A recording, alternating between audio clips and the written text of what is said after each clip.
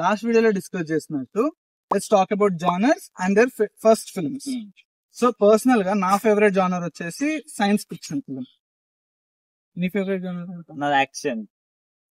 మీ favourite genre ఏందో comment చేయండి. So actually ఆ సినిమాతో లైక్ ఆ జానర్ తోనే స్టార్ట్ చేస్తున్నా ఫస్ట్.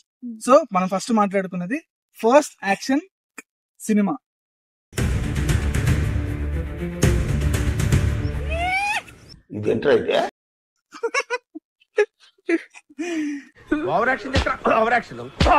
సో ఫస్ట్ యాక్షన్ సినిమా వచ్చేసి great train robbery, like the great train robbery in the year 1903. Edwin yes Potter దాని డైరెక్టర్ అన్నమాట. ఇది starring Justus D Barnes and Frank హనగర్, వీళ్ళిద్దరు అందులో యాక్టర్స్ అన్నమాట.